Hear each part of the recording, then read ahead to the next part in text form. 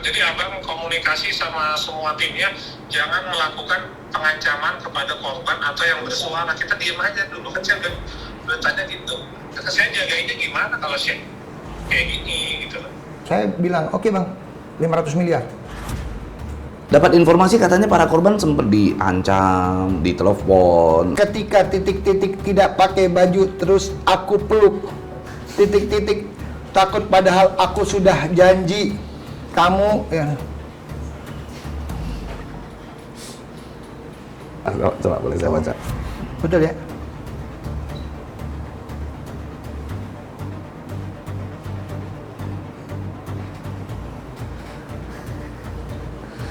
Oke. Wah,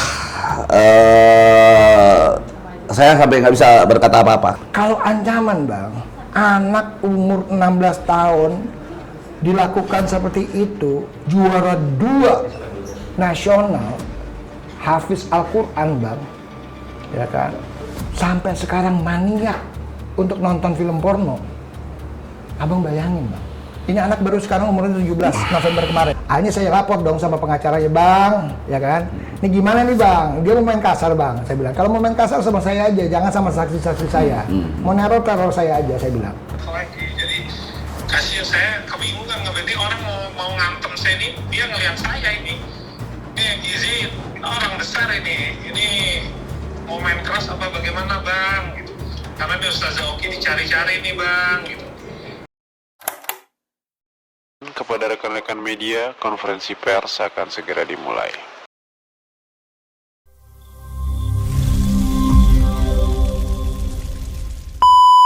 Assalamualaikum warahmatullahi wabarakatuh. Waalaikumsalam warahmatullahi wabarakatuh. Jadi hari ini kita sudah kedatangan ada Habib Mahdi, ada Mas Ulin ya, Mas Ulin dan Ustadz Maki. Tentunya kalau ketiga orang-orang yang luar biasa ini kalau udah berkumpul, ada sesuatu hal yang akan kita bahas, yaitu terkait dengan kasus dugaan pelecehan seksual yang mana saat ini sedang ramai, yang menyeret satu nama pendakwah yaitu Syekh Ahmad Al-Misri. Apa kabar, Bib? Alhamdulillah sehat. Ustadz, ya. Alhamdulillah. Tapi berkat podcast ini juga Ya. saya baru ketemu nih, baru Sama kenal juga. Ulin, ya Pak. Siap.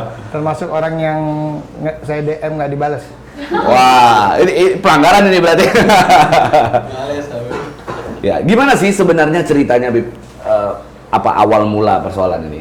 Awal mula persoalan ini malam itu saya tanggal 13 November 2025 itu ditelepon sama seorang sahabat saya, adik saya namanya Habib Abdurrahman Al-Habsyi. Oke.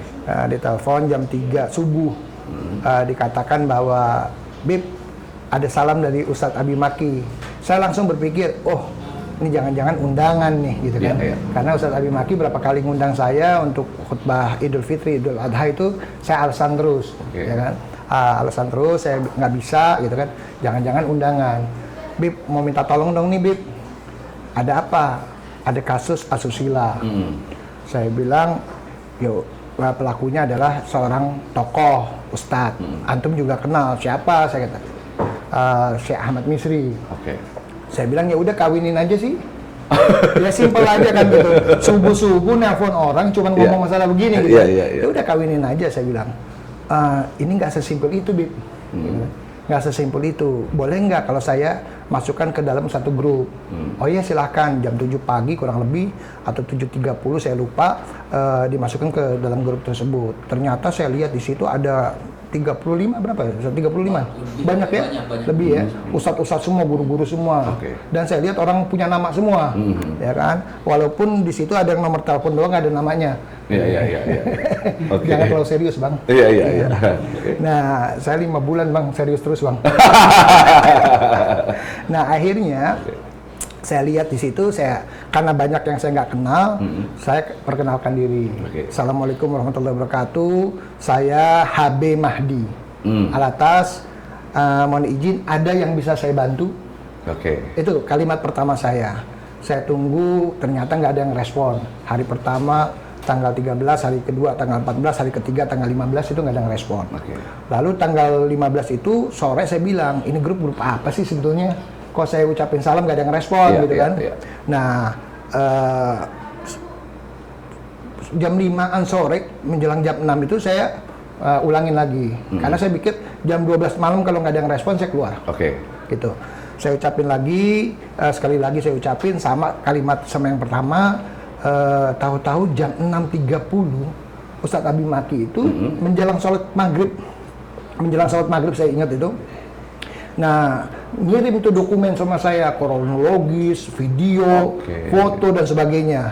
Saya bilang, ini apa lagi Ustadz Abi Maki ngirim-ngirim kronologis? Yang saya butuhin bukan kronologis, tapi kita pembahasan dulu, kita ketemu, kita ngobrol seperti itu. Udah saya tinggal aja. Saya biasa. Di situ belum dibaca ya? Enggak, belum baca. Saya pengajian dan saya nggak akan baca sebetulnya. Nah, jam 10 malam namanya pengangguran gitu kan, sama status pengacara. Sama. Kalau saya pengangguran banyak acara, nah saya iseng tuh, cari video yang paling pendek. Nah, cari video yang paling pendek, tahu-tahu ada kalimat di mana di bawah sumpah, ya kan, si korban ini mengatakan bahwa Syekh, kenapa demikian? Ya kan? Kok begini Syekh? Ya kan? Lalu si Syekh menjawab, nggak apa-apa kok. Rasulullah dengan Sayyidina Ali juga melakukan hal serupa. Ya, artinya ucapan itu keluar pada saat terduga pelaku melakukan perbuatan itu, gitu ya? Di dalam kamar lah, di dalam kamar berdua. Nah, itu yang di Mesir apa yang di Indonesia? Di Indonesia, di Indonesia. Ini kejadian itu yang saya lihat videonya itu kejadian pada tahun 2017 di Purwokerto. Si anak ini masih kecil, baru 17 masuk ke dalam 18. Ya kan? Otomatis kan kalau misalnya secara umur dia sudah dewasa. Tapi anaknya itu fisiknya masih kecil saat itu. Ada foto-fotonya sama saya. Nah, akhirnya saya penasaran, apa sih ini kejadiannya gitu kan? Saya buka lah file yang sama dia, saya buka, ternyata loh kok ini hubungan sama jenis gitu kan, kok begini gitu kan, nggak seperti yang di otak saya, bahwa saya pikir kan ini adalah kasusnya antara lelaki dengan wanita gitu kan, kok ini beda gitu kan. Nah, akhirnya saya ngomong di grup, saya bilang saya sudah mendapatkan informasi dari Ustadz Abi Maki, saya baca tuh kronologi semua, saya print, saya baca, yang video lain saya nggak buka. Video lain saya nggak buka. Cuman ada 3 video kalau nggak salah ya Ustadz ya, ada 3 video, video tabayun juga saya nggak punya. Nah, akhirnya saya baca kronologis, jam 11-an saya hubungi grup, saya bilang saya sudah baca semua, saya mohon izin kalau bisa kita ketemu dan tolong dihadirkan para korban. Ya, santai aja kan saya. Ada laporan di mana laporan tersebut ada pelecehan seksual. Setelah pelecehan seksual minta tolong sama saya, berarti kan korban di tangan dong. Gitu. Nah, ada pesanan suara voice note itu panjang, yang diantara voice note-nya Ustazah Oki dengan salah satu korban. Stiana Dewi ya. Nah, korbannya ini ada di Mesir. Pas lah kebetulan ketemu. Ketemu. Nah, saya tuh nggak ngambil pusing masalah voice note, kepanjangan nih, nanti aja dulu gitu kan. Nah, saya minta ketemu, baru ada respon. Akhirnya kita sepakat, kita ketemu pada tanggal 17 ya Ustadz ya. Tanggal 17 hari Minggu di kediaman Ustadz Abi Maki. Ketemulah itu semua para korban? Ketemulah rencananya para korban. Rencananya baru rencana. Tapi belum ketemu korban belum ketemu. Belum. Nah, jam berapa? Jam 9 malam. Oke, saya hadir. Siapa aja yang hadir? Banyak yang hadir. Ya, pokoknya yang di grup itu pokoknya siap. Oke gitu kan. Kalau di barak tuh udah udah siap tempur lah ya. Nah, begitu kita masuk ke rumah Ustadz Abi Maki itu, saya lihat kok belum ada mobil gitu kan ya. Kok belum ada mobil, cuman mobil-mobil yang parkir, yang mobil Ustadz Abi Maki kan. Cuman ada satu mobil. Udah jam 9 kurang 2 menit, saya inget banget itu. Jam 9 kurang 2 menit karena saya takut terlambat. Saya masuk, assalamualaikum, cuman ada 1 orang. Saya tanya, Sat, yang lain pada kemana? Gitu kan? Ya, belum datang, Bib. Mungkin lagi dalam perjalanan. Oh ya udah, kita ngobrol. Nah, kita ngobrol, saya, Ustadz Abi Maki, Habib Abdurrahman ya. Habib Abdurrahman kebetulan bareng sama saya jemput. Nah, sama ada namanya Pak Yan siapa namanya? Yan Harlan. Yan Harlan. Nah, dia kenalkan saya saya Yan Harlan. Saya tanya Ustadz di mana, ya kan? Karena kan ya, yang saya tahu itu adalah grup-grupnya Ustadz kan gitu. Ustadz di mana? Oh enggak, saya adalah saling sapa apa segala semua. Oh ya udah gitu. Karena nggak pernah menyapa saya kan, jadi saya nggak nyapa juga gitu kan. Jadi sekarang ustadz-ustadz semua gabung di grup itu lah ya? Gabung di grup itu. Oh, grup para ustadz. Iya. Akhirnya datang tuh namanya Ustadz Azhari. Setelah Ustadz Azhari diklarifikasi juga masalah tabayun pertemuan tanggal 11 bulan April 2021 di kediaman Kiai Khalil Nafis Ridwan sebagai saat itu sebagai mediator lah ya, sebagai mediator. Dia cerita apa segala semua. Saya tanya korbannya mana nih? Iya dong. Ustadz Yusuf Mansur datang, wah dengan ininya dia, saya itu Bib, sampai gebrak meja apa segala semua dari emosinya begini-gini. Terus begitu si Syekh berdiri, saya takut juga, lebih tinggi dari saya. Seperti itu. Saya bilang, pokoknya intinya saya bilang, ini korban mana? Itu dia Bib. Kita mesti naikin di media. Saya bilang, iya mau naikin di media, korban mana? Oh, pada saat itu ada Ustadz Yusuf Mansur juga berada di situ. Oke. Nah, karena tanggal 11 April itu ada Ustadz Yusuf Mansur. Di kejadian itu. Saya bilang korban. Nah, Ustadz Yusuf Mansur udah ketemu sama si Sam. Atau CS. Teman baik. Teman baik. Ini Ustadz Abi Maki juga teman baik. Teman baik. Makanya saya bilang kalau misalnya mau sholat jadi imam, sorry ya, kalian kan CS, kalau saya kan bukan. Gitu. Waktu dulu duduk bareng-bareng tuh. Saya duduk terakhir itu ketemu di rumah beliau, ya kan. Si Sam di situ, saya di sini. Udah pernah berarti ketemu ya? Saya pernah di TV. Saya doang. Saya bareng sama dia itu 3 kali. Setelah itu saya nggak pernah mau karena saya udah dengar tahun 2015 sebetulnya kasus yang ada pelecehan seperti ini. Dan pada akhirnya setelah rencana untuk mengumpulkan para korban itu terjadi nggak? Korban-korban akhirnya dikumpulkan? Enggak dikumpulkan. Jadi ustadz-ustadz ini pada bingung juga. Korban katanya yang satu masih di Mesir. Saya bilang kalau begitu jangan bawa media dulu. Saya bilang jangan ada yang ngangkat ini berita, pokoknya di grup cooling down. Ini korban di mana di Mesirnya, ada nomor teleponnya nggak? Ada Bib, gitu kan? Kasihlah nomor telepon Ustazah Oki dan sebagainya. Nah akhirnya saya kontak sama Ustazah Oki, saya telepon kebetulan ke Komisi 1 dan ke Kemenlu, tolong diamanin. Dapat setengah jam kemudian diamanin, KBRI hubungin saya kasih nomornya teleponnya Ustazah Oki dan korban. Akhirnya diamanin sampai pulang ke Indonesia. Akhirnya semua pada bisa diambil keterangannya begitu ya? Bisa. Total ada berapa korban? Yang mana nih? Yang saya laporin? Iya. Yang saya laporin 5. Baru 5. Baru 5. Tapi menurut dugaan Habib ini, lebihkah atau bagaimana? Yang sudah lapor kepada saya? Iya. Belasan lah. Belasan orang. Ini baru lagi saya tadi dapat. Ada lagi. Oh ada lagi? Gimana itu? Itu Mas? Ada lagi. Saya dapat 2. Boleh diminum? Iya, silakan. Tapi 2 ini yang satu tuh dia cerita, tapi ceritanya itu ada beberapa korban. Tapi itu belum saya konfirmasi lagi sih.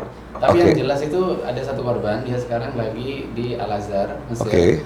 Dia langsung hubungin saya, dia cerita bukan korban sih, calon korban. Kalau Mas Ulin sendiri kenal sama Sam ini? Nggak kenal. Tapi pernah ketemu sekali. Momennya? Momennya waktu itu ada di podcast seseorang gitu kan. Iya. Nah, pas waktu itu saya diundang buat podcast ceramah. Ternyata dia diundang juga gitu. Cuma di postingnya berbeda gitu kan. Cuman pas waktu itu awal pertama kali saya ketemu itu tiba-tiba dia kan ngimamin waktu itu. Saya nggak tahu waktu itu dia kayak gitu. Iya. Kurang lebih 2022. Karena begini, ini untuk informasi ya kepada rekan-rekan. Jadi sebenarnya ini belum ada yang tahu bahwa saya itu pernah ditunjuk menjadi salah satu kuasa hukumnya dia. Saya pernah ditunjuk untuk menjadi salah satu kuasa hukumnya dia, sudah sempat memberikan kuasa, tapi akhirnya beliau tidak kunjung pulang. Padahal saya sudah berapa kali sampaikan untuk pulang, hadiri panggilan Bareskrim, tapi dia tidak. Iya, surat pembatalannya udah saya punya. Oh gitu. Jadi gini Bang, saya jelasin dulu Bang ya. Nah akhirnya saya bingung nih nyari korban di mana. Terus akhirnya kita konfirmasi sama Ustadz Abi Maki. malam itu juga saya dapat informasi dari Ustaz Maki, Bib ada di Rumah Teduh. Data-datanya itu ada di Rumah Teduh. Rumah Teduh itu yang di Bandung ya? Di Bandung. Ada ya. di Bandung, ada di Jakarta. Kira-kira Habib kapan sedianya ke Bandung? Saya bilang kapan aja, kalau perlu ini malam. Gitu. Karena kan saya jangan sampai terputus nih gitu kan. Nah akhirnya katanya coba mau diusahain ngerayu korban 1-2 hari ini. Malam Selasa dikasih tahu saya, insya Allah korban mau datang ke Rumah Teduh. Itu dijemput korban untuk datang ke Rumah Teduh. Saya datang ke Rumah Teduh. Saya berangkat subuh-subuh dari Jakarta ke sana, ketemu sama korban, habis saya, Bang. Oh, dicaci maki habis sudah. Oh ya? Sama korban. Loh, kenapa Habib yang dicaci maki? Karena gini, mereka tuh udah gak percaya sama Ustadz. Udah trauma. Udah trauma, iya. Gitu. Jadi kalau misalnya ada kan, mohon maaf ya, ada teman-teman bilang, Bib ini kan nama Islam. Oh, gara-gara seorang oknum jadi di mereka ini nggak percaya sama Ustadz gitu kan, ya kan, seperti itu gitu kan. Nah jadi sebetulnya si korbannya udah nggak mau, saya yakinin, saya pancing pelan-pelan kurang lebih 4 jam 5 jam itu baru dicerita. Nah korban yang saya lihat di video bukan korban ini. Oke kan, saya tanya, kejadian Anda di mana? Oh, pertama kali saya di Purbalingga tahun 2017, usia saya masih 15 tahun. Kejadiannya bagaimana? Saya suruh telanjang karena cek fisik, mau dibawa ke Mesir dan sebagainya. Apa aja yang dilakukannya? Dicek alat kelamin saya. Lalu saya lapor ke orang tua saya, dan orang tua saya namanya orang desa. Dia mengatakan, oh mungkin benar juga gitu, cek fisiknya begitu kali kalau mau masuk ke universitas di Kairo sana. Nah, nggak ada tanggapan apa-apa dari orang tuanya. Lalu dibawalah si anak tuh ke Jakarta, di rumahnya di Jakarta, di kawasan Tebet sini. Oh, dekat. Di kawasan Tebet sini, itu juga dilakukan hal yang serupa, gitu kan, sampai dikulum bibirnya. Berarti sudah berulang kali lah kejadian ini? Sama ini sama anak yang di Bandung dulu nih. Oke. Yang di Bandung itu, di Mesir pun sering melakukan. Nah, dengan dalil waktu di Mesir, dengan dalil bahwa keluarlah kalimat bahwa Rasulullah dengan Sayyidina Ali juga ngelakuin ini, nggak ada masalah, gitu. Sempat seperti adu pedang dan sebagainya. Saya bilang yang penting adanya pelecehan, untuk lebih lanjutnya silahkan berikan keterangan kepada pihak yang berwajib. Saya nggak mau dengar. Mohon maaf ya, saya nggak mau dengar karena udah emosi saya udah tinggi saat itu. Lalu hari yang kedua itu, ini saya ulang-ulang, Bang. 10 jam itu saya tanyain, kan orang kalau 10 jam itu capek, Bang. Ya kan, kalau kita di BAP aja 10 jam itu capek banget gitu kan ya. Nah itu 10 jam saya minta, saya rekam semua, dan itu alhamdulillah gitu kan, memakan memori handphone. Ya. Akhirnya yang kedua itu saya ketemu juga di Bogor. Orang yang ada di video yang saya lihat. Ya, saya bilang saya mau ketemu di rumahnya, nggak mau dia. Akhirnya ketemu di satu mall, kita ketemu di situ, ada ruangan kayak privat. Ya udah, begitu saya duduk apa segala semua itu langsung tangannya dipedatuin saya, Bang. Saya lihat, ya. Marah dia? Marah. Anak saya itu kan taekwondo, Bang. Iya. Ya kan? Anak saya cewek taekwondo, ngeliat bapaknya digituin udah mau bangun dong dari belakang kan. Bapaknya digituin. Saya pelototin anak saya duduk, ya kan? Ini haknya dia, ya kan? Tahu nggak? Gara-gara perbuatan orang-orang ustadz kayak Anda, saya hampir murtad, gitu. Oh itu habis saya, Bang. Saya bilang iya, saya minta maaf. Kalau perlu maaf saya untuk cium kaki Anda, saya cium. Saya minta maaf. Dalam hati saya belum ada yang begini, ini seumur hidup. Udah akhirnya saya yakinin ini orang cerita lah. Kejadian di mana? Di Purwokerto pertama kali. Saat itu lagi kunjungan ke SMKN berapa gitu, ada sama saya. Nginep di hotel, diajak nginep di hotel dan sebagainya. Si Sam, si Ahmad Misri lah. Ahmad Misri aja lah. Itu nama palsu kok. Gak bisa pakai S sekarang. Ahmad Misri. Ahmad Misri. Ya kan? Ahmed. Ya, dia buka baju, mohon maaf nih, dia mainin alat kelaminnya. Astagfirullah. Si korban itu suruh mainin. Udah nggak apa-apa sih, ini nggak apa-apa. Nabi Muhammad sama Sayyidina Ali juga pernah melakukan ini. Ini hanya dosa-dosa kecil. Gitu. Nah, saya tanya, Anda kenal si ini nggak? Enggak. Gitu. Artinya korban tidak saling kenal? Tidak saling kenal. Oke, baik. Dan yang waktu saya tanya juga, si yang di Bandung ini kenal yang lain nggak kenal. Tapi gitu. Ceritanya sama semua. Kalimat bahwa Nabi Muhammad dengan Sayyidina Ali melakukan ini sama, gitu. mohon maaf nih, ketika saya tanya bentuk alat vitalnya si Sam, ya kan, si Ahmad Misri ini, yang di Bandung, yang di Jakarta, yang di Bogor, yang di Jambi, yang di Palembang, yang di Jogja, yang di Tangerang, ya, itu sama bang. Oh, maksudnya karakteristik daripada alat vital bisa, itu, oke, baik. Ya. Mungkin. Karena kan kalau sebenarnya bentukan kan semua sama sebenarnya, Bib. Artinya panjangnya sekian, bengkoknya kemana, kan beda-beda. Oh iya, oke. Karena kan mereka kan satu jenis. Tahan dulu, Bib. Sekarang kita ke Ustadz Maki. Ya, kan ini akhirnya bergulir lah persoalan ini ya. Bergulir persoalan ini, saya sempat nanya sama beliau. Beliau mengaku bahwa dia tidak kenal dengan pelapor-pelapor. Dia tidak mengenal para pelapor. Sementara tadi keterangan daripada Ustadz Maki ternyata pernah ke rumah, pernah ngobrol dan punya hubungan yang cukup baik. Itu seperti apa? Iya, kalau ya bismillahirrahmanirrahim, kalau dikatakan kenal sangat kenal. Iya, beberapa kali kita bareng di TV juga, bahkan 2 kali kalau nggak salah di rumah datang sampai sama. Kita kalau ada acara para asat itu kumpul. Nah, dan kebetulan di rumah kami ini udah 3 kali mungkin guru-guru damai Indonesia aku itu di rumah kumpul. Ini ya, 3 kali atau 2 kali. Nah, pas tahun keberapa tuh yang Habib juga datang pada waktu itu 2015 ya, pada kumpul. Dan kalau misalnya ada videonya, saya ada video ya udah saya juga. Waktu udah deh Habib Mahdi itu segini nih badannya. Enggak, lebih kurus lah. Lebih kurus. Oh, pernah kurus juga, Bib? Saya kurus. Oh, pernah. Mungkin COVID ya. Oh, oke, baik. Jadi kalau dikatakan tidak kenal ya tidak. Bahkan waktu saya lagi nyari-nyari tulisan apa gitu tentang chatnya dia, lagi cari, ternyata kepijit sama saya tuh. Kesambung gitu. Coba saya matiin. Dia telepon lagi.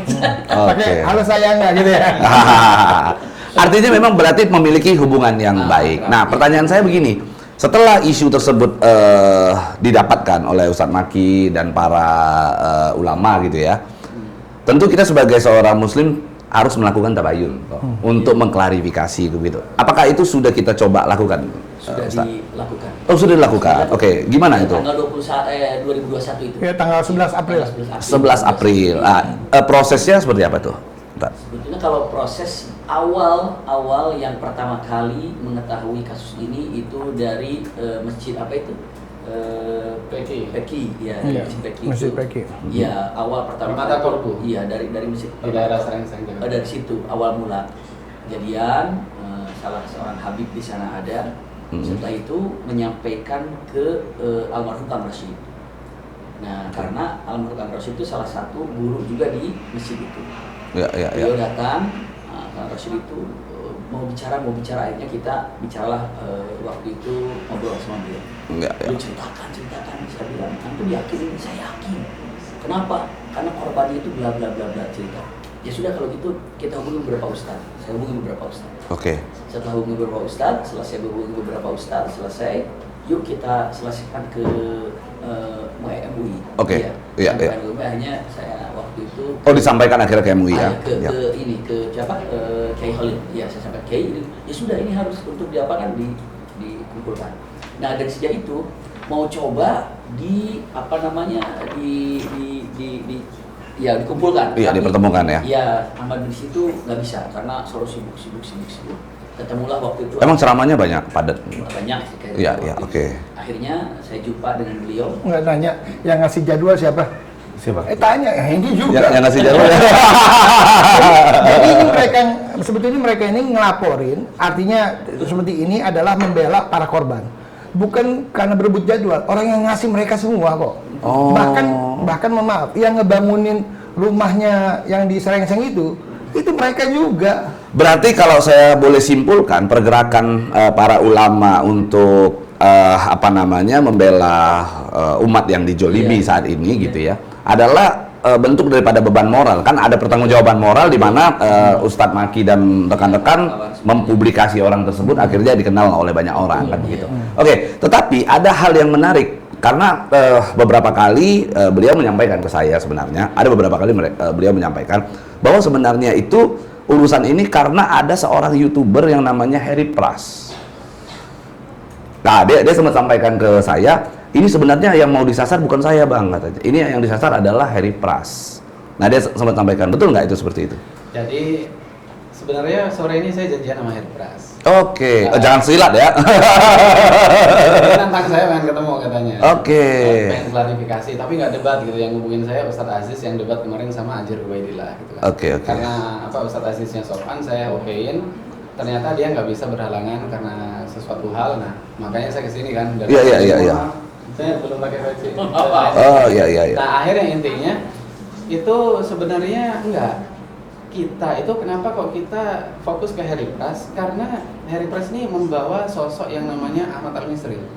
Dan beberapa kali itu Ahmad Al-Misri itu kan datang di podcastnya Harry Pras dan ngomongin dan seakan-akan tahu mengaku guru ya? Iya, seakan-akan gurunya. Dan emang cara penyampaiannya itu benar-benar salafi banget lah gitu kan. Oke. Ternyata pas waktu saya tanya ke abang saya juga kebetulan pengurus masjid di daerah Serengseng. Oke. Ngomong ke saya pas waktu ngopi sama saya, Mas, itu beneran dia kayak gitu, maksudnya homoseksual? Iya beneran deh gitu. Itu kan seangkatan sama Mas bilang, hah? Dia Al-Azhar seangkatan? Iya katanya. Ya udah, klop kan. Abis orang Mas sendiri kok yang nge-cancel semua jadwal dia di masjid daerah situ. Iya. Udah ketahuan. Berarti prinsipnya sebenarnya bukan karena urusan Harry Pras, karena kebetulan dia Harry Pras adalah muridnya, disitulah akhirnya ke bawah-bawah gitu ya. Saya mau bantah ini, karena gini, si Harry Pras kasusnya itu pada Januari up. Kalau nggak salah Februari. Betul. Iya. Kan saya bikin laporannya tanggal 28. Oh, berarti duluan ini. Iya. Oke, baik. Dan itu dan ada lagi nih, dia komunikasi sama salah satu ustadz sampai ke saya juga bahwa katanya, oh ini untuk nutupin kasusnya Gus Yakut. Gus Yakut, ya. Tadi saya mau masuk ke sana itu. Gus Yakut viralnya udah tahun berapa? Iya. Saya juga nge-up Harry Pras itu baru bulan kemarin, bulan Maret. Jadi nggak ada hubungan ini laporannya tahun berapa. Oke. Gitu kan. Berarti memang perbuatan itu sudah ada sejak lama begitu ya. Dan juga kenapa kok fokus ke Harry Pras? Karena lihat gurunya juga. Nah, karena gini loh, banyak yang komen, banyak yang nge-DM, banyak yang menyampaikan ke saya itu kenapa mereka nggak berani? Karena melihat sosok seorang dai yang udah terkenal, habis itu orang Arab lagi kan gitu kan. Ya saya bilang pas dia berkali-kali tuh nelpon ke saya kan, saya tantang live streaming, nggak berani. Itu urusan Harry Pras ya, belum urusan yang asusi lain.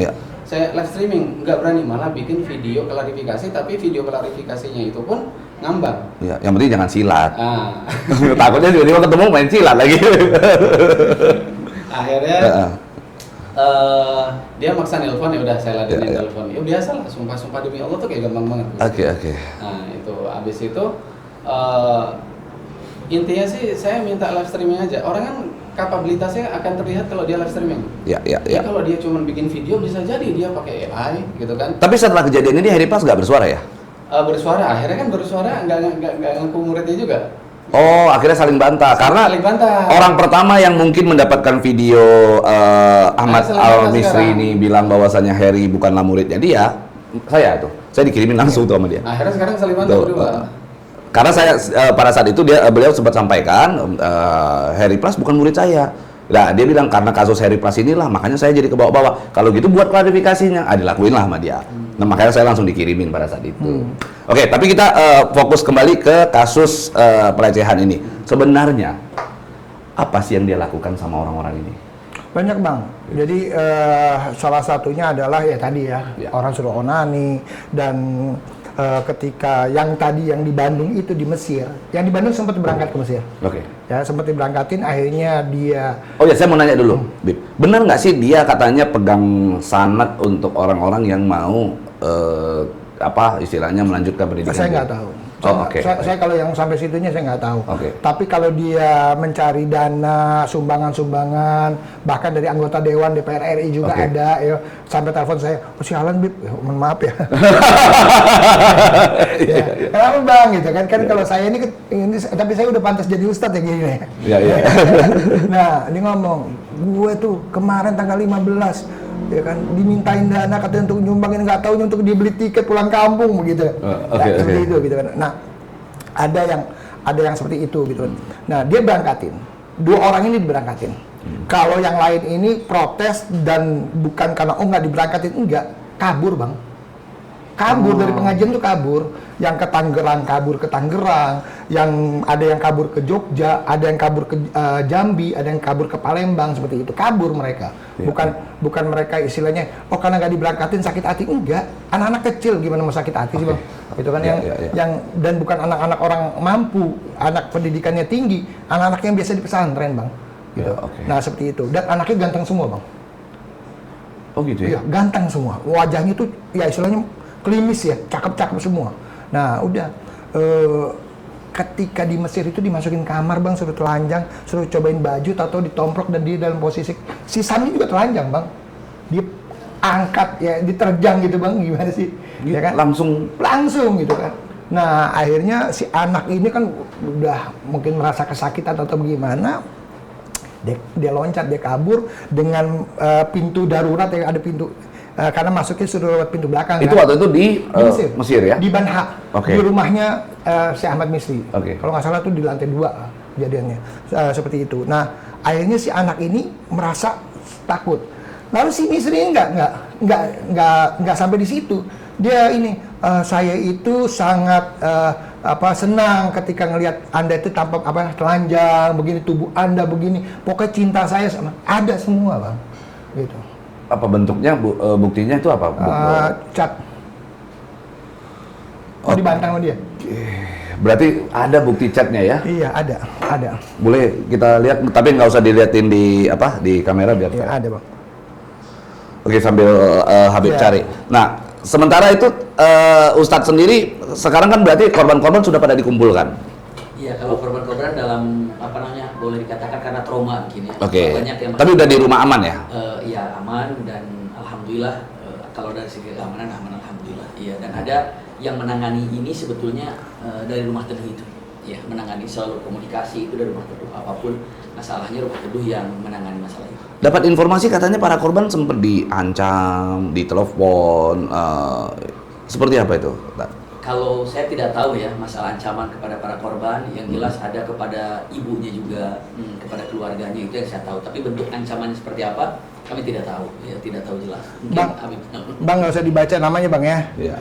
Ketika titik-titik tidak pakai baju terus aku peluk, titik-titik takut padahal aku sudah janji kamu ya. Halo. Mau lagi, Bang? Ada lagi? Oh, banyak, Bang. Ya kan? Ada ya? Jadi benar atau salah? Kalau titik-titik oke. Nah, nanti Ana ada janji buat titik-titik. Coba boleh saya baca. Betul ya?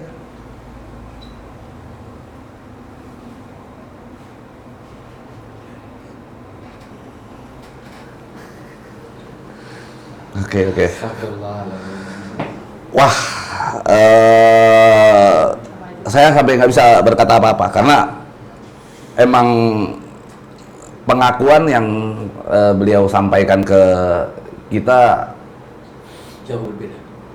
jauh berbeda.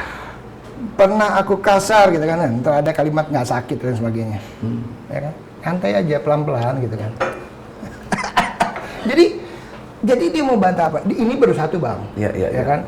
Kalau ancaman, Bang, anak umur 16 tahun dilakukan seperti itu, juara 2 nasional, hafiz Al-Quran, Bang, ya kan? Sampai sekarang maniak untuk nonton film porno. Abang bayangin, Bang. Ini anak baru sekarang umurnya 17, November kemarin. Umurnya 17 tahun. Ancaman melalui temennya, kalau Anda tidak tidak cabut laporan, maka saya akan bikin susah dan sebagainya dan sebagainya. Apa kurang baik? Melalui dia juga ancaman dan sebagainya, diteror. Langsung dia yang menghubungi atau ada orang lain? Dia yang hubungi. Gitu. Dia yang hubungi. Oke. Sekarang proses hukumnya sampai mana? Alhamdulillah, Bang. Saya cerita dulu, Bang ya. Oke. Sebetulnya ini tersangkanya udah lama. Saya masih baik hati karena kan saya tahu dulu kuasa hukum pertamanya itu adalah teman kita ya, Bang ya. AK kan ya. Yang kantornya di Mampang, lalu ada lagi Ustadz, seorang Ustadz UBM ya. Saya kasih tahu juga ya kan. Terus yang ketiga adalah abang ya kan.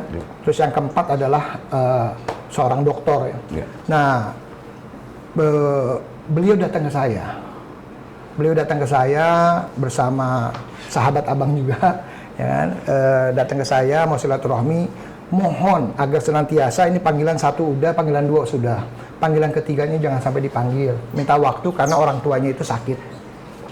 Orang tuanya sakit baru operasi. Saya bilang, "Bang, abang ngomong ntar saya jawab terakhir." Ya kan, setelah dia minta sampai kapan Bang? Sampai tanggal 14 Mei. Saya bilang nggak bisa Bang. Saya bilang kalau sampai tanggal 14 Mei nggak bisa. Saya bilang saya juga punya korban-korban, kesian semua Bang. Setiap hari diteror apa segala semua. Bahkan kalau misalnya perlu kompensasi kami akan berikan. Saya bilang oke Bang, 500 miliar. Kalau 5 miliar sih saya anggap, saya udah pernah ditawarin 5 miliar kok. Saya bilang, tapi Bang, abang ini kan seorang dokter hukum. Emang bisa Bang dicabut itu? Saya bilang, ya nggak bisa sih, Bib. Ya udah kalau begitu nggak, artinya nggak ketemu dong. Nah, lagi siapa juga mau ngasih 500 miliar Bang ya. Nah, terus yang kedua saya bilang, semua permintaan abang saya tidak blow up di media, saya tidak naikin ke media, saya akan tapi dengan syarat, 1, jangan coba-coba melalui SAM ya, melalui Ahmad Misri atau kaki tangannya dimanapun itu juga mengancam korban saya dan saksi-saksi serta mengajarkan para saksi-saksi yang orangnya dia ya kan untuk ngomong begini. Karena kenapa? Suaranya Sam itu dikirimin sama saksi-saksi yang orang-orangnya dia ke saya. Gitu. Seperti itu. Kamu ngomongnya begini ya, seperti itu. Itu dikirimin semua ke saya. Oke, dibilang saya akan minta si Sam. Lalu yang kedua adalah si Sam tidak boleh klarifikasi kepada siapapun masalah kasus ini. Urusan kalau dia mau klarifikasi silakan ke abang atau ke Barreskrim. Saya gituin. Yang ketiga, tidak boleh ada nanya verifikasi di media sosial. Baik itu suara maupun video, saya bilang. Kalau seandainya oke, saya akan ikutin. Berjalan, nggak lama kemudian, tahu-tahu Ustadz Abi Maki ya, mendapat intimidasi. Akhirnya Ustadz Abi Maki speak up kan. Intimidasi apa? Ya, ada salah satu orang dekat dengan Ahmad Misri ini. Dia ditelepon dari Palembang orang itu untuk membuat pernyataan kalau tanggal 21 pada tanggal 2021 itu yang tanggal 11 itu bahwa saya memaksa atau misalnya kata penelitiannya waktu itu kalau saya dipaksa oleh Abi Maki untuk memulangkan Sam untuk datang ke Jakarta pada 11 pada 2021 itu. Iya, jadi waktu Multabayun itu. Nah, jadi itu seakan-akan itu ada ancaman dari saya kalau nggak datang nanti bisa apa gitu. Memang dia juga ngomong begitu, ada salah satu, tapi dia nggak sebut nama, dia bilang ada salah satu ustadz yang maksa dia untuk datang. Dia bilang. Iya. Nah, itu panitia itu disuruh meminta seperti itu untuk bicara. Lalu ustadz diteror, diancam. Enggak, itulah bicara ke saya. Saya bikin jangan saya bilang jangan buat. Kenapa itu? Oh ya sudah kalau gitu saya nggak buat gitu. Nah, alhamdulillah teman kami ini saya selalu informasi. Oke. Itu mungkin. Terus lanjut. Akhirnya otomatis Ustadz Abi Maki kan speak up. Iya. Dia bicara karena saya bilang Ustadz nggak apa-apa Anda bicara. Kenapa? Karena sudah mengintimidasi Anda. Oke. Lalu yang kedua, karena di tayangan Ustadz Abi Maki itu menyebut nama Ustazah Oki, ya kan? Diterorlah Ustazah Oki. Oh ya? Iya. Oki Stiana Dewi? Iya. Diteror? Diteror. Oke. Dan Ustazah Oki kan saat ini kan lagi di Kairo. Iya. Ya kan, bahkan mau dipolisikan, bahkan mau diapa segala semua. Dan anak-anak Indonesia yang ada di Mesir itu ditanyain di mana rumahnya, semuanya nggak jawab nggak. Ini sebetulnya saya nggak boleh buka. Iya. Menghubungi si Sam, lalu mengancam atau mengingatkan kepada si asistennya Sam di sana. Ini nyampe lagi berita nggak enak. Ini saya bilang, Bang, jadi gimana nih Bang? Saya bilang, ya kan, jadi gimana? Akhirnya saya bilang, tadinya waktu mau konferensi itu saya mau konferensi. Iya. Tadinya saya mau konferensi. Abis itu saya mau konferensi. Ya kan, karena Ustazah Oki, setelah Ustadz Abi Maki, saya mau konferensi. Pada hari Senin kemarin ya. Pada hari Senin kemarin saya mau konferensi. beliau telepon lagi ke saya, Bib tolong jangan conference. Maklum lah di kalangan ustadz juga ada kadang-kadang yang nyampein kanan kiri gitu. Akhirnya sampailah berita ke dia bahwa saya akan conference. Nah, Bib tolong Bib gini. Ya udah. Tapi saya bilang, abang saya kasih tahu, dalam 1, 2, 3 hari ini dia akan conference, akan membuat verifikasi. Nggak mungkin Bib, saya udah ancam. Saya bilang, Bang, ini dia akan buat. Makanya saya janjian lah sama tim ini pada hari Rabu. Pada hari Rabu. Karena saya tahu Senin, Selasa, Rabu dia akan membuat, gitu kan. Kenapa? Dari informan saya yang ada di sana, gitu kan. Nah, terjadilah dia conference. Saya bilang, Bang, sorry ya Bang, ya kan? Sorry ya Bang, iya Bib, ya salah sendiri. Saya bilang, ya kan. Saya udah nahan supaya tidak ada panggilan ketiga. Saya minta bagaimana kita akalin dengan kesaksiannya itu via Zoom dan sebagainya, ya kan. Itu kan menghormati dia, menghormati abang sebagai lawyer, saya bilang. Nah, walaupun saya ini cedera bang, sakit gitu kan. Nah, ternyata kok nggak komit begini gitu kan. Nah, ini saya akan buka semua gitu kan, akan buka semua. Dan pada tanggal 22 hari Rabu itu saya ngomong sama Ustadz Abi Maki, ya kan. Bahkan sebelumnya, Bang, tenang, TSK-nya udah ada, tinggal tanda tangan, kasih nomor. Gitu. Kalau dia sampai ngeluarin conference, saya bilang saya hantem. Saya bilang begitu. Bahkan itu sampai hari H, itu saya masih ngeliat ini. Dia conference nggak? Begitu pas lagi on the way, ternyata ada conference-nya dia. Ya kan? Di situ juga yang saya sakit banget ngedengarnya dari conference itu, salah satunya adalah pernyataannya dia bahwa ustadz di Indonesia itu yang SDM-nya rendah. Halo. Ya kan? Dia ada berucap itu? Ada bang, nanti saya kasih ke abang, ya, gitu. Di video? Di voice note. Wah, ada bang. Terus Ustadz si A tukang jualan rokok apa segala sesuatu, itu kan pribadi bang, kan pribadi ranahnya. Akhirnya saya setelah saya conference, saya ditelepon sama kuasa hukumnya, Bib. Saya bilang, ya mohon maaf ya bang ya, saya udah nggak bisa berbuat apa-apa, ya kan. Makanya saat itu juga saya menyatakan bahwa Sam sudah menjadi TSK pada tanggal 22. Ya, pada tanggal 22 ini kalau mau di Zoom, boleh di Zoom. Ya. Sudah menjadi TSK gitu. Ini pun banyak dari orang yang memukul saya, itu kan belum masih jadi saksi. Saya bilang, oh iya karena dia conference jadi TSK. Saya bilang seperti itu. Keadilan itu pasti ada, gitu kan.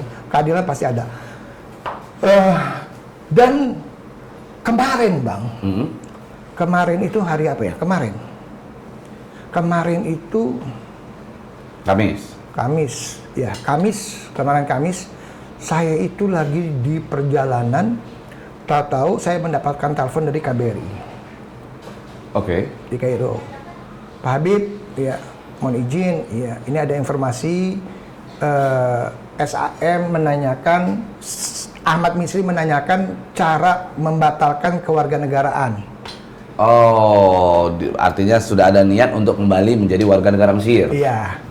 Nah, ya kan, makanya ada tuh di video nyeleneh saya, ya kan. Ayo mau kemana kan, gitu kan. Ya kan, sudah mau pindah cabut keluarga. Itu kan video nyeleneh saya itu. Nah, kalau sebetulnya saya bilang siapa yang datang, si A sama si B. Kasih aja ke saya, ya kan? Kasih ke saya, nanti saya bicara sama mereka. Saya bilang ya udah ambil aja formulirnya. Saya bilang ambil aja formulirnya, nggak perlu kasih tahu ke siapa-siapa. Saya udah tahu. Padahal kalau kita bicara hukum di Mesir dan hukum di Indonesia terkait dengan perbuatan pelecehan atau cabul tersebut di bawah umur, lebih serem hukum yang ada di sana ya? Iya, lebih serem yang di sana. Karena untuk pandangan secara agamanya seperti apa? Iya, di sana lebih berat. Sebetulnya kan kalau dia pakai dua warga negara seperti itu, misalnya dia pakai warga negara Indonesia atau pakai warga negara Mesir, kejadian di Indonesia dan ada kejadian di Mesir, 2 kali hukum bang. Penjara Indonesia selesai, penjara sono bang. Tetap akan dilaksanakan? Akan laksanain, saya naikin lagi di sono bang. Enak kan? Gimana?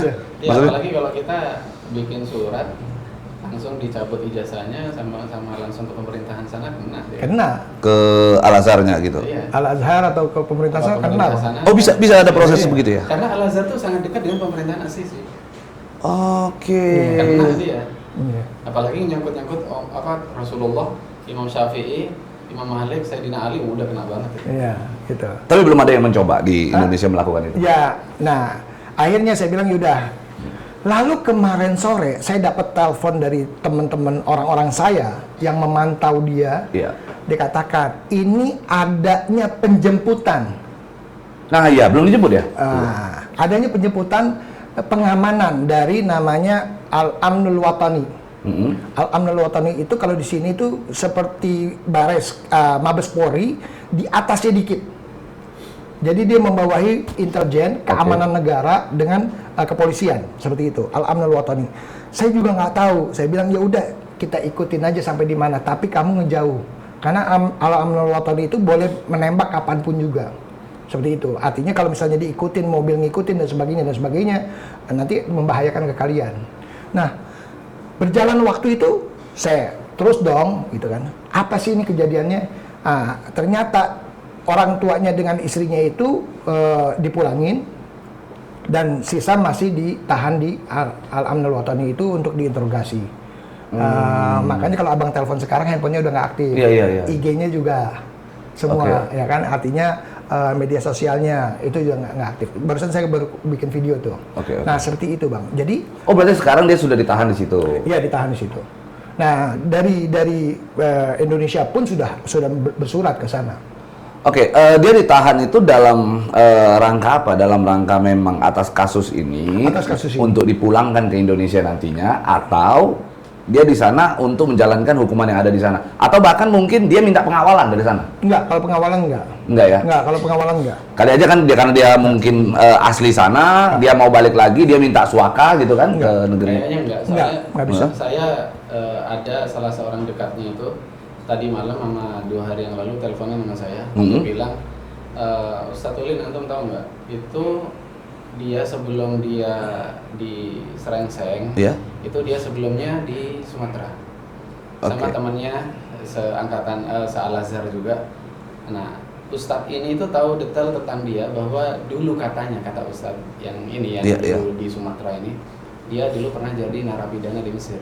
Gimana ya seorang narapidana bisa meminta suaka?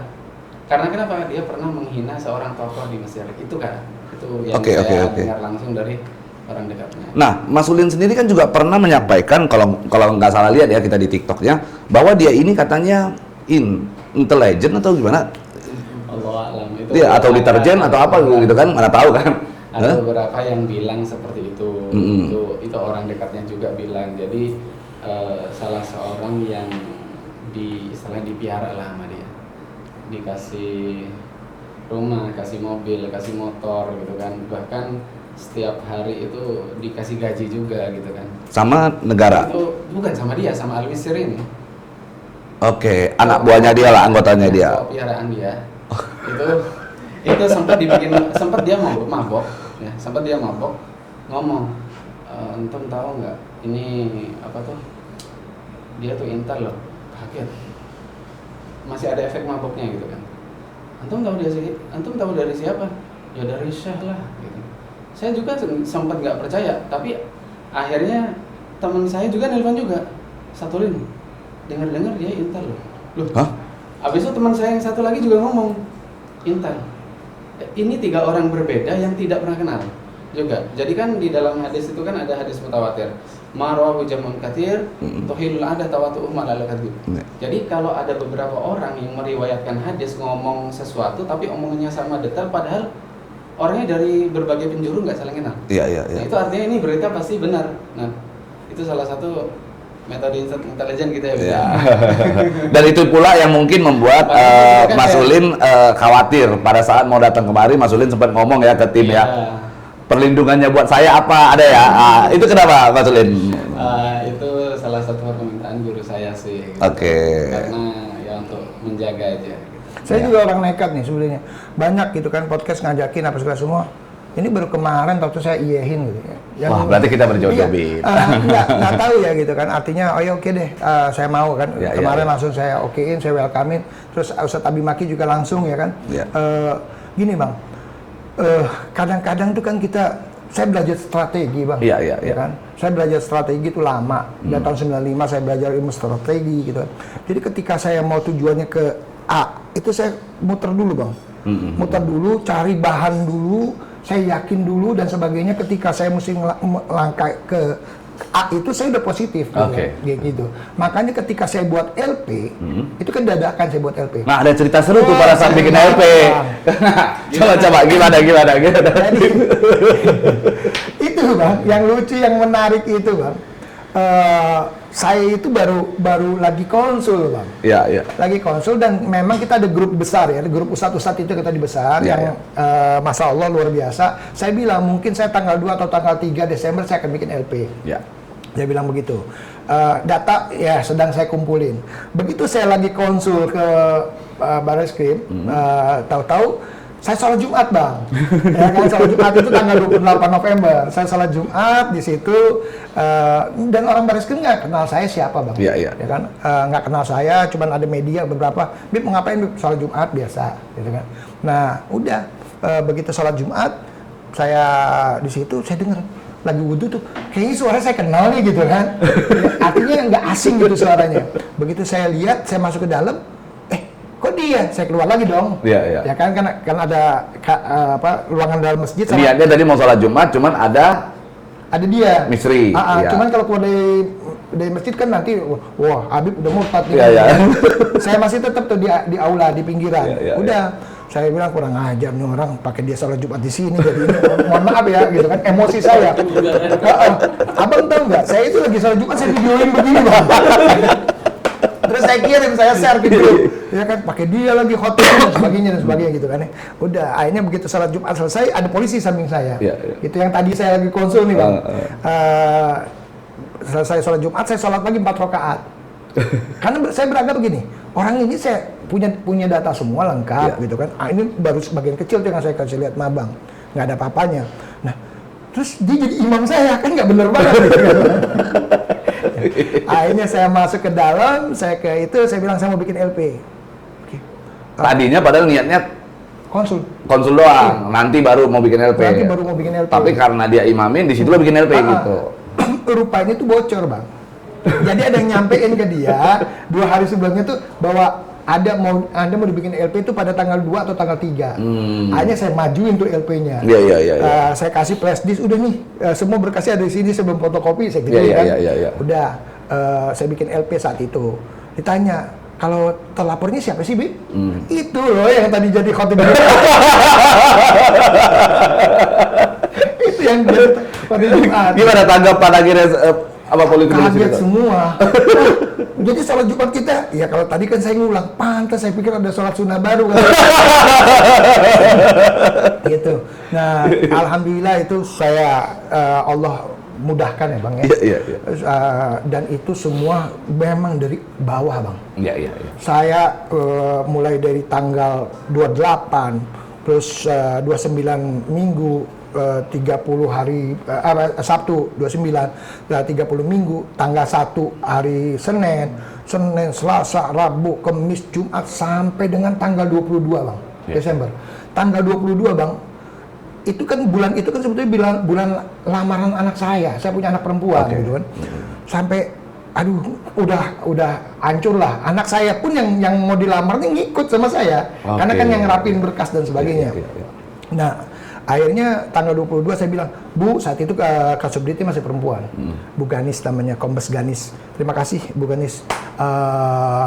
Beliau bilang, Bu, mohon izin, saya tanggal 22 ini, saya bilang, saya setengah hari ya masuknya.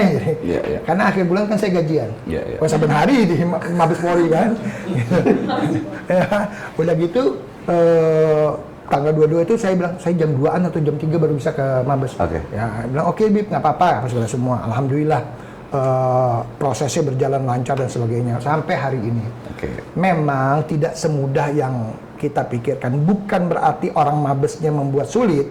Kan kita ini udah punya alat bukti bang, beberapa alat bukti. Artinya kan kita pengen lebih kuat, lebih pasti bang. Makanya ada namanya psikiatrum apa tuh namanya? Iya, psikiatrikum. Terus ada lagi namanya lapsos dan sebagainya betul. gitu kan. Kita kan pengen lebih kuat seperti itu, Bang. Hanya untuk memperkuat bahwa benar perbuatan tersebut terjadi gitu ya, untuk memperkuat peristiwa. Nah, kalau untuk Ustadz Abi Maki seperti apa Tat melihat persoalan ini dalam kajian agama juga, apalagi Ustadz kan yang mengorbitkan beliau nih ceritanya kan gitu ya? Iya, sebetulnya sih kalau yang mengorbitkan mungkin teman-teman yang lain. Cuma kita semua di antara asat itu kan misalnya ada jadwal nggak? Saya nggak bisa. Kira-kira siapa? Fulan, nah gitulah. Oke. Rata-rata saya seperti itu. Nah beliau yang sangat susah itu kalau saya kasih jadwal itu. Iya. Sibuk. Makanya kalau saya telepon, Bib, tolong ini ada ini, tolong gitu. Karena kan dulu pernah di pesantren saya juga di Tasik gitu kan. Hadir waktu itu, Masya Allah beliau tuh ya. Ya. Jadi kalau seandainya pada waktu itu para asatid suka biasa memberikan jadwal ketika tidak bisa untuk siapa dan siapa. Nah kejadian sekarang ini punten istilahnya hal yang sangat mungkin buat kami gitu ya. Ada selalu berpikir dan mengatakan, oh ini aib gitu ya. Membuka seperti ini sebenarnya bukan aib ya. Kalau satu keburukan itu bukan aib. Apalagi maksudnya satu kezaliman itu bukan aib. Ini kan kezaliman kepada orang lain, bahkan bisa menyebar kepada yang lain dan berbahaya, sangat-sangat berbahaya. Maka keliru kalau ini mengatakan ini aib buat kita, aib buat muslim tidak. Ini justru harus istilahnya harus dibuang seperti itu orang itu. Maka itu yang harus dilakukannya. Dan ada beberapa hal juga yang mungkin saya ingin sampaikan. Ada orang yang bertanya, kalau memang sudah buktinya lengkap, kenapa nggak cepat-cepat? Ya perjalanannya itu nggak semudah itu, gitu. Perjalanan itu nggak semudah itu. KUHP sama KUHAP kita yang baru tuh nggak segampang itu menjarain orang. Nah, ketemu lagi kan, Bang? Iya, betul. Desember kita Desember masuk Natalan. Natalan tahun baru tanggal 2 Januari KUHP baru. Terus kita kan mesti nyamain nih pasal-pasalnya dan sebagainya, ya kan. Terus pertengahan Januari itu Kasubdit penggantian Kasubdit, ya kan. Tanggal 18 mereka bekerja lagi karena sudah konsul ke Jati dan sebagainya kan. Betul. Jadi memang tidak mudah untuk KUHP dan KUHAP kita yang baru saat ini. Dan banyak orang yang terlalu mengkenapakan. Kalau tahu dari tahun 2021 kenapa nggak di ini aja, kenapa? Jujur dari 2021 kita nggak bingung, dan subhanallah alhamdulillah gitu ya, kalau jazakumullah khair gitu buat Habibana ini, Masya Allah, kalau nggak ada beliau kita nggak sanggup. Gimana cara warawiri kesana kemari? Itu jam berapapun handphone saya tuh harus terdengar. Kenapa? Kalau ada berita dari beliau ini, berita apa, terus update. Dan subhanallah, Sukabumi nanti 2 jam berikutnya lagi di jalan, 4 jam berikutnya di Bandung, berkata di sana di sini. Ini ambil di mana-mana. Nyari, karena ya tadi untuk menemui korban itu, korbannya dia tadi. Iya, sampai saya sama istri saya tuh semua, waduh, subhanallah ini kita kayaknya nggak sanggup. Waktu kita ke baris krim aja di BAP gitu ya, waktu itu kita di sana aja 5 jam, 6 jam, capeknya luar biasa gitu ya, sampai gitu. Tapi semua asatid yang datang ke baris krim atau ke Mabes kita, itu beliau dampingi. Semua kalau jasa beliau. Beliau didampingi. Kami didampingi sama beliau. Ini nanti Abi Maki duduk di sini ya, nanti ke sini. Tapi sampai itu. Kalau abang ada di kantor abang, di law firm abang kurang pegawai. Jadi perjuangannya ya. Itu jadi kenapa misalnya ada yang bertanya di antara teman-teman, kenapa tidak diselesaikan di 2021? Karena waktu itu dia pun benar-benar bersumpah demi Allah tidak. Ada nggak video di tahun 2021 itu? Cuplikan mungkin ada, tapi secara utuh mungkin nggak ada. Apa isinya? Dia meminta maaf. Ada minta maaf. Menyatakan bahwa dia hilaf atau bagaimana? Kalau dia minta maaf atas kejadian ini semuanya. Tapi tidak secara spesifik dia menyampaikan bahwa saya meminta maaf karena saya melakukan ini gitu. Iya. Mungkin tidak spesifik seperti itu, tapi setelah dengan ada kan kita lagi bicara masalah itu. Jadi ketika minta maaf tuh yang diminta maaf tuh masalah itu pastinya gitu. Nah, cuma begitu ada satu orang mengatakan, kan udah ngaku gitu ya, tiba-tiba dia berbalik arah dan mengatakan tidak. Karena ada handphone. Ada handphone yang nyuting. Ada yang nyuting. Dan saat itu juga mediatornya juga teriak, tolong jangan ada yang diviralin apa segala semua. Seperti itu. Gitu. Karena di situ bilang Karena di Arab itu kalau ciuman itu biasa, hal biasa. Cipika-cipiki. Ya, bukan cipika-cipiki, ciuman bang. Oh, kalau dia menyampaikan ke saya katanya cipika-cipiki katanya. Ciuman bang. Oh, ciuman begini ya. Iya. Oke, siap. Cipika-cipiki itu juga di Indonesia kan biasa. Kan? Nah, dia mengatakan itu hal biasa, ya kan? Saya minta maaf. Terus ada yang ngomong begini, itu masih ada itu. Itu jadi alat bukti. Kalau adu pedang. Gitu, langsung dia sadar bahwa ada kamera, ya kan. Saat itu berubah suasana yang akhirnya jadi permintaan dari salah satu yang di situ mediator untuk si korban itu yaudah saling memaafkan, saling salaman. Disitulah korban histeri. Oke. Ya. Artinya tidak ada penyelesaian, tidak ada keadilan bagi si korban. Nah sekarang ke Mas Ulin, sebenarnya ini mau seperti apa Mas? Karena ada sebagian orang juga yang menyampaikan bahwa Mas Ulin di TikTok itu gencar membicarakan ini karena ada urusan yang lebih pribadi dengan Mas Ulin gitu. Dengan siapa nih? Dengan si Sam ini karena pernah berseteru atau bagaimana gitu. Berseteru apa ya? Beda pendapat? Beda pendapat sih kayaknya enggak. Tapi pernah ditelepon sama Sam ya? Pernah, dia minta beberapa kali nelpon cuman nggak saya angkat.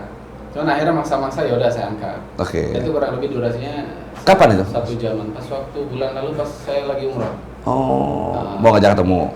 Oh enggak, teleponan. Oke. Gitu kan. Waktu itu posisi dia udah di Mesir. Makanya kan intinya sih saya nanya ke dia kan, saya mastiin antum kan intinya antum yang ada di belakang Harry. Saya nggak nyalain Harry-nya dulu nih, gurunya dulu. Ya ibaratnya saya campur dulu akarnya. Gitu kan, ngapain ngurusin buahnya gitu kan. Nah akarnya dulu, nah akarnya antum. Nah karena kenapa? Karena teman saya sendiri yang berhubungan dengan orang terdekatnya si Ahmad Al-Misri ini ngomong bahwa yang ngasih referensi dalil, yang ngasih referensi beberapa videonya Harry Pras itu ya dia sendiri. Oke. Ahmad Al-Misri. Benar, tapi dia yang membiayai Harry Pras begitu, benar itu? Kalau itu Allah alam ya, tapi yang jelas saya bilang itu memfasilitasi. Oke. Nah, memfasilitasi itu kan nggak harus uang. Iya. Nah, ternyata dia yang berusaha untuk menyediakan tempat. Oke. Meskipun itu yang transfer juga Harry Pras. Iya, dalil-dalilnya juga, tapi dari dia juga ya gitu ya. Dari IO-nya lah. Oh, oke. Atau fasilitatornya lah. Ya, gunanya apa? Tapi antara Harry Pras dan si Sam ini akhirnya sekarang bata-batangan. Tapi sebelumnya ada hubungan spesial nggak antara mereka berdua? Allah alam. Saya nggak dekat sama mereka. Dikit saya bertanya ya, saya hanya mempertanyakan begitu. Oke, Bib, terakhir Bib, harapannya Bib untuk kasus ini. Pertama, saya mesti ucapin terima kasih dulu kepada Bapak Kapolri Listio Sigit beserta jajarannya, terutama Direktur PPA PPO Bareskrim Mabes Polri beserta Kasubdit 2 yang sudah menangani dengan baik, dengan sempurna. Begitu juga LPSK yang sudah melindungi anak-anak ini, mendampingi siang dan malam, dan begitu juga Komisi 3 DPR RI serta para netizen yang sangat luar biasa sampai ditahan mereka. Harapannya adalah saya berharap ini adalah sebuah cerminan keadilan itu bisa ditegakkan dan Ahmad Misri segera balik ke Indonesia. Ya kan, kalau memang Anda tidak bersalah, Anda hadapi secara hukum, penuhi panggilan-panggilan, kita bertemu di persidangan ya, sebagai memang saya punya alat bukti, mungkin Anda juga mengatakan bahwa Anda punya alat bukti, yaitu silahkan. Menguji kebenaran ya. Menguji kebenaran. Saya sayangkan hak daripada pembelaan Anda juga Anda abaikan, itu sangat-sangat sayang ya. Tapi saya berharap semuanya ini menjadi efek jerah untuk kita semua. Oke, menjadi efek jerah untuk kita semua. Mas Ulin, harapannya?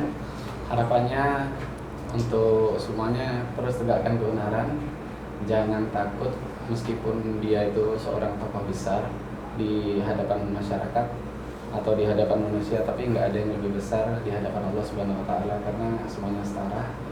Karena sekarang kita nggak perlu angkat AK-47 itu ada di kantong kita semua, yaitu HP kita sendiri. Jadi gunakan dengan bijak, dan sekarang terima kasih untuk semuanya karena semuanya sudah mengawal sampai dia sudah ditahan sekarang di Mesir sesuai pernyataan dari Habib. Oke, Ustadz Maki? Ya, subhanallah ya kalau kita hanya bisa menyampaikan alhamdulillah dari awal mula 2021 kita mengetahui dan rasa-rasanya ini sudah nggak mungkin lagi untuk diselesaikan gitu karena kesulitan itu dan ini. Alhamdulillah sampai hari ini dengan para guru-guru, para ulama, para kiai, khususnya para habaib juga, masya Allah itu semuanya bersatu dan ini merasa membuat kami merasa tenang gitu melihat para guru yang sangat bersatu ini. Jadi ketika para guru, para kiai, para habaib semuanya bersatu, maka nampaklah yang namanya kekuatan itu sangat dahsyat sekali ya. Kekuatan yang sangat luar biasa sekali dan ini merupakan satu hal bukti kalau kita ini benar-benar langkah dalam bersatu karena menyebarkan syiar dan menjaga syariat Islam seutuhnya. Ya, jadi terakhir dari saya sebenarnya fokus kita saat ini bukanlah bagaimana hanya sebatas memenjarakan. Bukan hanya sebatas memenjarakan, tetapi bagaimana agar trauma yang tercipta di para korban tersebut dapat pulih kembali. Yang tadinya mungkin ada cerita bahwa para korban akhirnya takut, bahkan ada yang mau murtad, kan begitu ya. Ada yang sampai akhirnya trauma dengan para ulama agar bisa terpenuhi, dan hari ini tanggung jawab itu ada pada kita semua, para ulama, para netizen, dan seluruh orang yang menyaksikan video tersebut. Terima kasih kepada rekan-rekan, terima kasih Habib, terima kasih Ustadz Maki, terima kasih Mas Ulin. Kepada rekan-rekan media, konferensi pers akan segera dimulai.